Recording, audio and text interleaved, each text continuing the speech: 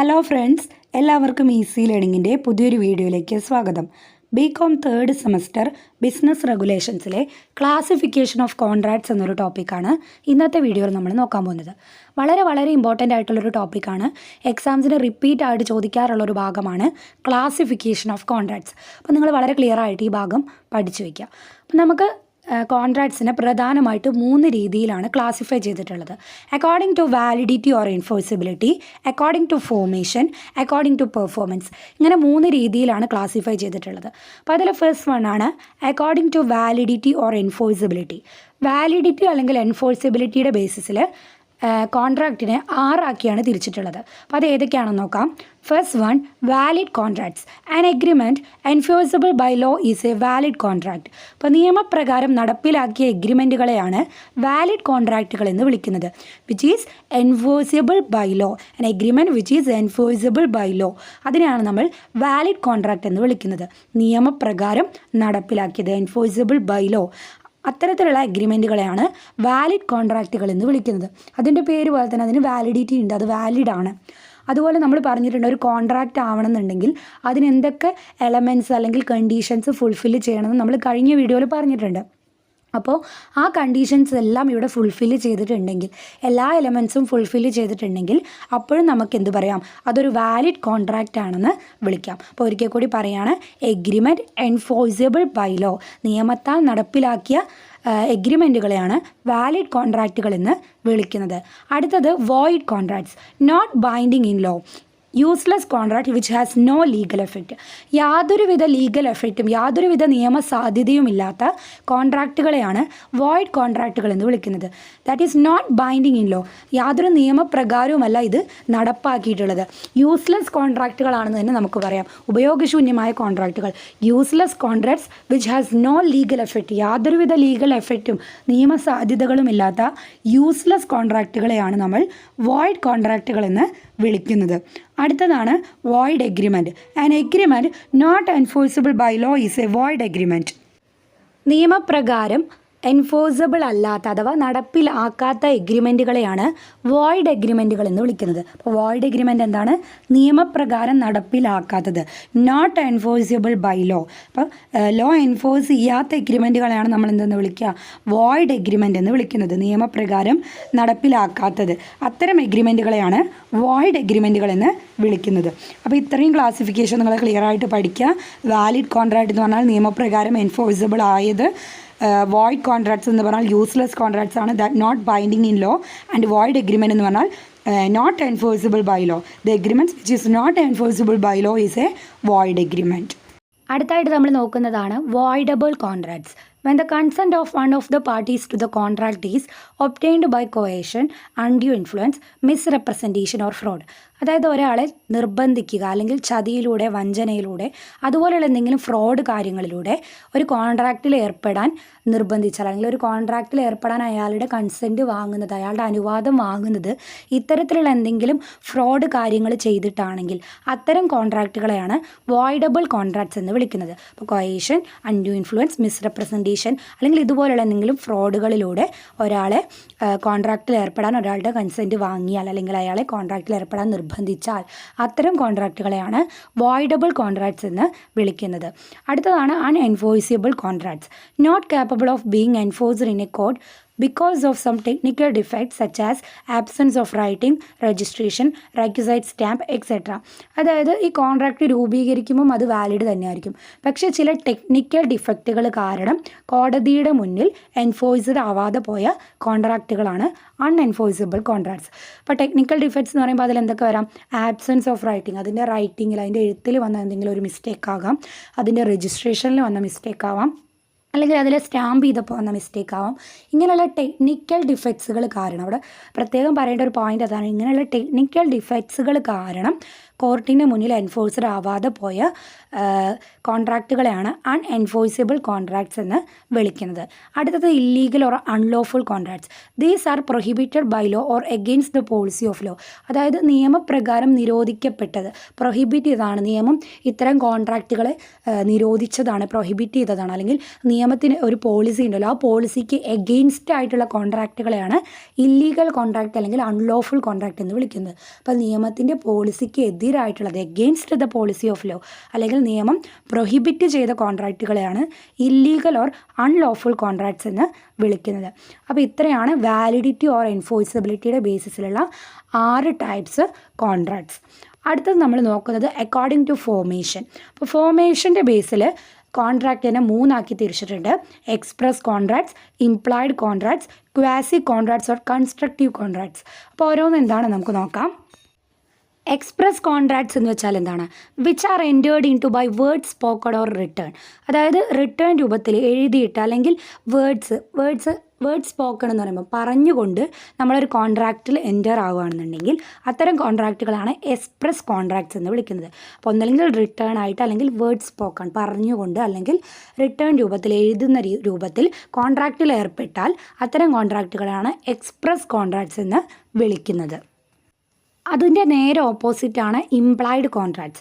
Entered into a contract not by word spoken or written. അപ്പോൾ ഇത്തരത്തിൽ വാക്കാൽ പറഞ്ഞോ അല്ലെങ്കിൽ എഴുത്തിൻ്റെ രൂപത്തിലോ റിട്ടേൺ രൂപത്തിലോ ഒന്നും അല്ലാതെ തന്നെ കോൺട്രാക്റ്റിൽ ഏർപ്പെടുകയാണെങ്കിൽ അതിനെയാണ് ഇംപ്ലൈഡ് കോൺട്രാക്ട്സ് എന്ന് വിളിക്കുന്നത്. അപ്പോൾ ഇവിടെ റിട്ടേൺ ആയിട്ടോ അല്ലെങ്കിൽ സ്പോക്കൺ വേർഡ്സ് ആയിട്ടോ ഒന്നും നമ്മൾ കോൺട്രാക്റ്റിൽ ഏർപ്പെടുന്നില്ല, അല്ലാതെ തന്നെ ഓട്ടോമാറ്റിക്കലി നമ്മൾ ഒരു കോൺട്രാക്റ്റിൽ ഉൾപ്പെടുന്നു. അപ്പോൾ അത്തരം കോൺട്രാക്റ്റുകളാണ് ഇംപ്ലൈഡ് കോൺട്രാക്ട്സ്. അപ്പോൾ അതിന് എക്സാമ്പിളായിട്ട് ടെക്സ്റ്റിൽ പറയുന്നത്, നമ്മളൊരു ബസ്സിലൊക്കെ ട്രാവൽ ചെയ്യുമ്പം നമ്മൾ ബസ്സിന് ടിക്കറ്റ് എടുത്തിട്ട് ഇന്ന സ്ഥലത്തേക്ക് പോകണമെന്ന് നമ്മൾ പറഞ്ഞ് ടിക്കറ്റ് എടുക്കുന്നു. അപ്പോൾ എന്താണ്, നമ്മൾ ആ കറക്റ്റ് ആ ഡെസ്റ്റിനേഷനിൽ എത്തിക്കുക എന്നുള്ളത് അവരുടെ ഒബ്ലിഗേഷനാണ്. അപ്പോൾ അതിനുള്ള ആ ഒരു എത്രയാണോ ആ ഫെയർ കൊടുക്കുക എന്നുള്ളത് നമ്മുടെ ഒബ്ലിഗേഷനാണ്. അപ്പോൾ ഇവിടെ 2 വ്യക്തികൾ തമ്മിൽ ഇവിടെ ഒരു കോൺട്രാക്റ്റിൽ ഏർപ്പെടുകയാണ്. പക്ഷേ ഇത് വാക്കാൽ പറയുകയോ അല്ലെങ്കിൽ ഇവർ ഇതൊരു റിട്ടേൺ രൂപത്തിലാക്കുകയോ ഒന്നും ചെയ്യുന്നില്ല. അപ്പോൾ ഇതെന്തിന് എക്സാമ്പിളാണ്? ഇംപ്ലൈഡ് കോൺട്രാക്ട്സിന് എക്സാമ്പിളാണ്. അടുത്തതാണ് quasi contracts or constructive contracts. It is not a contract at all, it is created by law. ഇത് എപ്പോഴും ഒരു കോൺട്രാക്റ്റ് ആവണമെന്നില്ല, പക്ഷേ ഇതെന്താണ്, ഇത് നിയമം ഓൾറെഡി രൂപീകരിച്ചതാണ്. അപ്പോൾ ഇവിടെ പാർട്ടീസ് കോൺട്രാക്റ്റിൽ ആയിക്കൊള്ളണമെന്ന് നിർബന്ധമൊന്നും പറയാൻ പറ്റില്ല. പക്ഷെ എന്താണ്, ഇത് നിയമപ്രകാരം അത് ഓൾറെഡി എന്താണ്, ഒരു കോൺട്രാക്റ്റാണ്. അതിനൊരു എക്സാമ്പിൾ പറയുമ്പോൾ നിങ്ങൾക്ക് അത് കുറച്ചുകൂടി ക്ലിയർ ആവും. Finder of lost goods is under an obligation to find out the true owner and return the goods. അപ്പോൾ നമുക്കിപ്പോൾ എന്തെങ്കിലും ഒരു സാധനം കളഞ്ഞു കിട്ടിയെന്ന് വിചാരിക്കുക, ലോസ്റ്റ് ഗുഡ്സ് അല്ലേ. അപ്പോൾ അതെന്ത് വേണമെങ്കിലും ആ ഒരു പേഴ്സ് ആവാം, അല്ലെങ്കിൽ ഒരു ബാഗ് ആവാം, അല്ലെങ്കിൽ എന്തെങ്കിലും ആരുടെയെങ്കിലും ഒരു ആഭരണം അല്ലെങ്കിൽ ലഗേജ്, അങ്ങനെ എന്തെങ്കിലും ഒന്ന് നമുക്ക് കളഞ്ഞു കിട്ടിയെന്ന് വിചാരിക്കുക. അപ്പോൾ നമുക്കൊരു ഒബ്ലിഗേഷൻ ഉണ്ട്, എന്ത്, ആ റിയൽ ഓണറെ കണ്ടെത്തി അത് തിരിച്ചു കൊടുക്കുക എന്നൊരു ഒബ്ലിഗേഷൻ നമുക്കുണ്ട്. അപ്പോൾ ഇവിടെ ആരും കോൺട്രാക്റ്റിൽ ഏർപ്പെടുന്നൊന്നുമില്ല. ഈ കിട്ടിയ ആൾ ഇന്ന ആൾക്ക് ഞാൻ ഏൽപ്പിച്ചോളാം എന്ന് അയാളും കോൺട്രാക്റ്റിൽ ഏർപ്പെടുന്നില്ല, അത് നഷ്ടപ്പെട്ട ആളും ഇവിടെ ഒരു കോൺട്രാക്റ്റിൽ ഏർപ്പെടുന്നില്ല. പക്ഷേ എന്താണ്, ഇവിടെ ഓട്ടോമാറ്റിക്കായിട്ട് നിയമപ്രകാരം എന്താണ്, അവിടെ ഒരു കോൺട്രാക്റ്റ് രൂപീകരിക്കപ്പെട്ടിട്ടുണ്ട്. ഓക്കെ, അപ്പോൾ ഇവിടെ 2 പാർട്ടീസും അവരുടെ ഒരു ഇൻറ്റൻഷനിൽ അവർ കോൺട്രാക്റ്റ് ഏർപ്പെടുന്നില്ല, പക്ഷേ ഇവിടെ എന്താണ്, ഓട്ടോമാറ്റിക്കായിട്ട് അതൊരു കോൺട്രാക്റ്റായി മാറി. ഓക്കെ, അപ്പോൾ ഇതാണ് അതിൻ്റെ ബെസ്റ്റ് എക്സാമ്പിൾ. ഈ ഒരു എക്സാമ്പിൾ പറയുമ്പോൾ നിങ്ങൾക്ക് കുറച്ചുകൂടി ക്ലിയർ ആയിരിക്കും. അപ്പോൾ അത്തരം കോൺട്രാക്റ്റുകളാണ് നമ്മൾ ക്വാസി കോൺട്രാക്ട്സ് അല്ലെങ്കിൽ കൺസ്ട്രക്റ്റീവ് കോൺട്രാക്ട്സ് എന്ന് പറയുന്നത്. അപ്പോൾ ഇതെന്തല്ല, it is not a contract at all, it is created by law. അടുത്ത ഒരു ക്ലാസിഫിക്കേഷനാണ് അക്കോർഡിംഗ് ടു പെർഫോമൻസ്. അപ്പോൾ പെർഫോമൻസിൻ്റെ ബേസിസിൽ പ്രധാനമായിട്ടും 2ആയിട്ടാണ് ക്ലാസിഫൈ ചെയ്തിട്ടുള്ളത്: executed contracts and executory contracts. അപ്പോൾ എന്താണ് executed contracts? Both the parties to the contract have fulfilled their obligations and nothing remains to be done by either parties.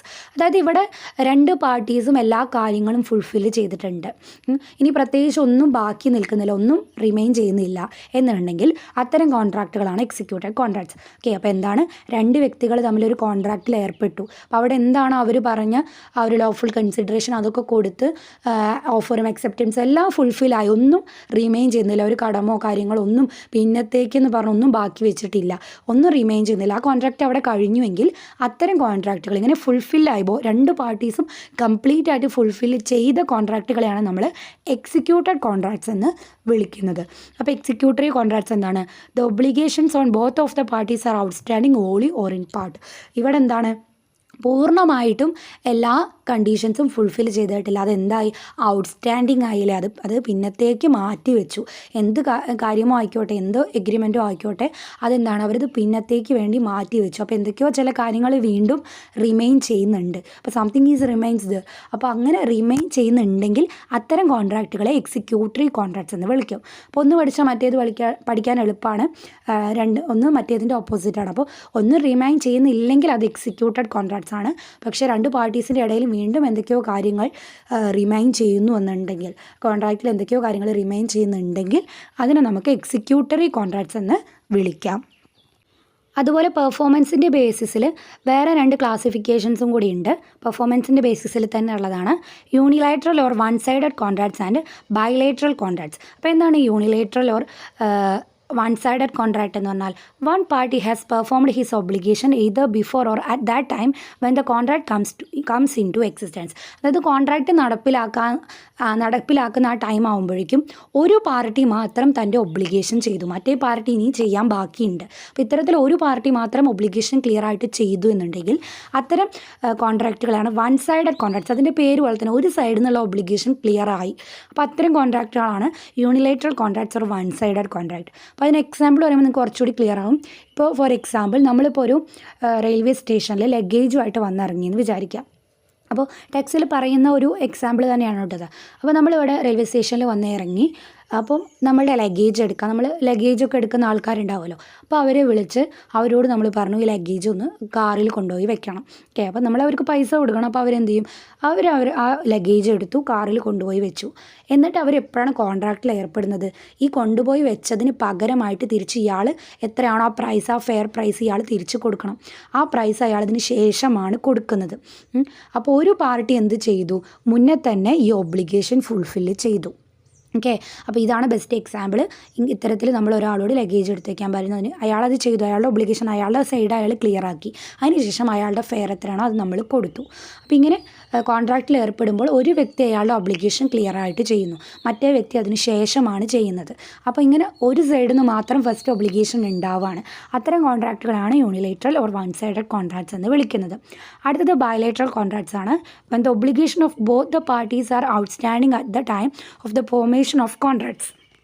Contract form ചെയ്യുന്ന സമയത്ത് രണ്ട് പാർട്ടീസിൻ്റെയും ഒബ്ലിഗേഷൻ ഔട്ട്സ്റ്റാൻഡിംഗ് ആയി നിൽക്കുകയാണെങ്കിൽ അത്തരം കോൺട്രാക്റ്റുകളാണ് നമ്മൾ ബൈലാറ്ററൽ കോൺട്രാക്ട്സ് എന്ന് പറയുക. അപ്പോൾ രണ്ട് പാർട്ടീസും അവരുടെ ഒബ്ലിഗേഷൻ ഫുൾഫിൽ ചെയ്തിട്ടില്ല, അത് രണ്ടും ഔട്ട്സ്റ്റാൻഡിംഗ് ആയിട്ട് നിൽക്കുകയാണ്, അതിനെയാണ് ബൈലാറ്ററൽ കോൺട്രാക്ട്സ് എന്ന് പറയുക. ഫോർ എക്സാമ്പിൾ പറയുകയാണെന്നുണ്ടെങ്കിൽ ഇപ്പോൾ എ എന്നൊരു വ്യക്തി ബി എന്നൊരു വ്യക്തിക്ക് തൻ്റെ ബൈക്ക് വിൽക്കാം എന്ന് പറഞ്ഞു. ഇത് ടെക്സ്റ്റിൽ പറയുന്ന എക്സാമ്പിൾ തന്നെയാണ്. തൻ്റെ ബജാജ് സ്കൂട്ടർ ബി എന്ന വ്യക്തിക്ക് വിൽക്കാം എന്ന് പറയുന്നു. എന്നിട്ട് പറയുകയാണ് അടുത്ത മാസം ഞാൻ ഈ ബൈക്ക് നിനക്ക് തരാമെന്ന്. അപ്പോൾ ബി എന്ന വ്യക്തി തിരിച്ചു പറയാണ് അപ്പോൾ അടുത്ത മാസം എന്ത് ചെയ്യാം, ഞാനിതിൻ്റെ പ്രൈസ് നിനക്കും തരാമെന്ന്. അപ്പോൾ ആ ഒരു കോൺട്രാക്ട് യഥാർത്ഥത്തിൽ നടക്കുന്ന അടുത്ത മാസമാണ്. ഇയാൾ അടുത്ത മാസം ഈ ബൈക്ക് കൊടുക്കാമെന്ന് പറയുന്നു, മറ്റേ വ്യക്തി അതിൻ്റെ പ്രൈസും അടുത്ത മാസം തരാമെന്ന് പറയും. അപ്പോൾ രണ്ട് പാർട്ടീസിൻ്റെയും ഒബ്ലിഗേഷൻ ഇവിടെ ഫുൾഫിൽ ചെയ്തിട്ടില്ല, രണ്ടും ഔട്ട്സ്റ്റാൻഡിംഗ് ആണല്ലേ, പിന്നത്തേക്ക് വെച്ചിരിക്കുകയാണ്.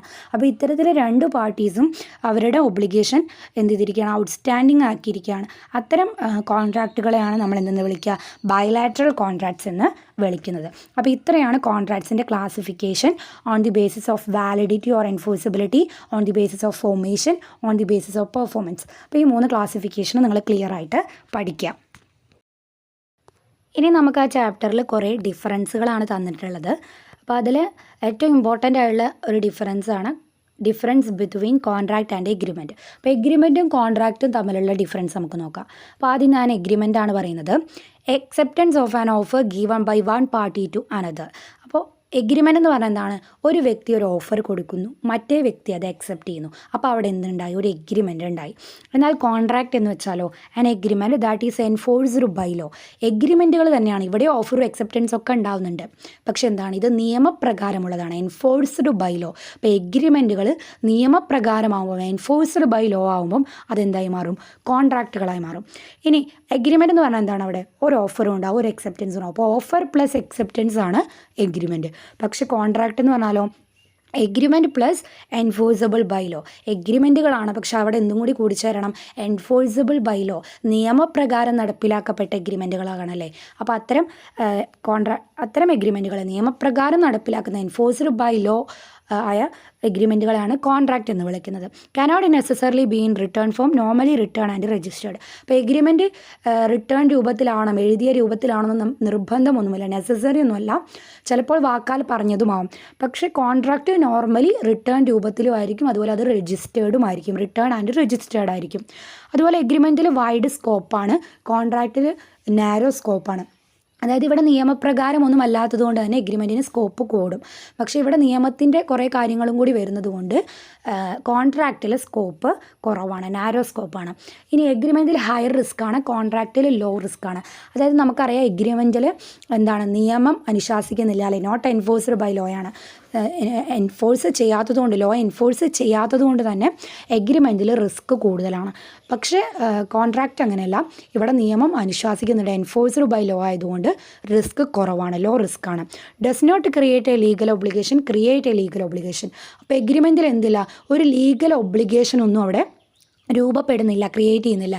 പക്ഷേ കോൺട്രാക്റ്റിൽ അങ്ങനെയല്ല, അവിടെ ഒരു ലീഗൽ ഒബ്ലിഗേഷൻ ക്രിയേറ്റ് ചെയ്യപ്പെടുന്നുണ്ട്. പിന്നെ all agreements are not contracts, all contracts are agreements. എല്ലാ എഗ്രിമെൻറ്റ്സും കോൺട്രാക്ട്സ് അല്ല അല്ലേ. അതായത് അത് നിയമപ്രകാരം എൻഫോഴ്സ് ചെയ്താൽ മാത്രമേ അതെന്താവുന്നുള്ളൂ, ഒരു കോൺട്രാക്റ്റ് ആവുന്നുള്ളൂ. അപ്പോൾ എല്ലാ എഗ്രിമെൻറ്റ്സും കോൺട്രാക്റ്റുകളല്ല, നിയമപ്രകാരം എൻഫോഴ്സ് ചെയ്യാത്ത എഗ്രിമെൻറ്റ്സും ഉണ്ടല്ലേ. അപ്പോൾ എല്ലാ എഗ്രിമെൻറ്റ്സിനെയും നമുക്ക് കോൺട്രാക്റ്റ് എന്ന് വിളിക്കാൻ പറ്റില്ല. പക്ഷേ കോൺട്രാക്റ്റിൻ്റെ കാര്യം വരുമ്പോൾ ആൾ കോൺട്രാക്ട്സ് ആർ എഗ്രിമെൻറ്റ്സ് അല്ല, എല്ലാ കോൺട്രാക്റ്റുകളും എന്താണ്, എഗ്രിമെൻറ്റ്സ് ആണ്. ഈ എഗ്രിമെൻറ്റ്സിനെ എന്ത് ചെയ്താൽ മതി, എൻഫോഴ്സ്ഡ് ബൈ ലോ ആകുമ്പം അത് നിയമപ്രകാരമാകുമ്പോൾ അത് എന്തായി മാറും, കോൺട്രാക്റ്റായി മാറും. അപ്പോൾ എല്ലാ കോൺട്രാക്റ്റുകളും എഗ്രിമെൻറ്റുകളാണ്. അപ്പോൾ ഇതിനെപ്പറ്റി നമ്മൾ കഴിഞ്ഞ ക്ലാസ്സിൽ ഡീറ്റെയിൽ ആയിട്ട് പറഞ്ഞിട്ടുണ്ടായിരുന്നു. എല്ലാ എഗ്രിമെൻറ്റ്സും കോൺട്രാക്ട്സ് അല്ല, പക്ഷേ എല്ലാ കോൺട്രാക്ട്സും എന്താണ്, എഗ്രിമെൻറ്റ്സ് ആണ്. ആ എഗ്രിമെൻറ്റിന് എന്ത് ചെയ്താൽ മതി, എൻഫോഴ്സ്ഡ് ബൈ ലോ ആകുമ്പം അത് കോൺട്രാക്റ്റായി മാറും. അപ്പോൾ ഈ ഡിഫറൻസ് കൂടി നിങ്ങൾ ക്ലിയർ ആയിട്ട് പഠിച്ചു വയ്ക്കാം. അപ്പോൾ നമ്മൾ ഇത്രയും കാര്യങ്ങളാണ് ഇന്നത്തെ വീഡിയോയിൽ ഡിസ്കസ് ചെയ്യുന്നുള്ളൂ. അപ്പോൾ ഈ ഒരു ക്ലാസിഫിക്കേഷനും ഡിഫറൻസും നിങ്ങൾ ക്ലിയർ ആയിട്ട് നോക്കുക. അപ്പോൾ ഇന്നത്തെ വീഡിയോ നിങ്ങൾക്ക് എല്ലാവർക്കും ഉപകാരപ്പെട്ടിട്ടുണ്ടാകുമെന്ന് വിചാരിക്കുന്നു. അപ്പോൾ വീഡിയോ ഇഷ്ടമായിട്ടുണ്ടെങ്കിൽ ചാനൽ സബ്സ്ക്രൈബ് ചെയ്യുക. കൂടാതെ ബെല്ലൈക്കൺ കൂടി എനേബിൾ ചെയ്യാമെങ്കിൽ മാത്രമേ ഞാനിടുന്ന വീഡിയോസിൻ്റെ നോട്ടിഫിക്കേഷൻസ് നിങ്ങൾക്ക് കിട്ടുള്ളൂ. പുതിയൊരു വീഡിയോ ആയിട്ട് വീണ്ടും കാണാം. താങ്ക്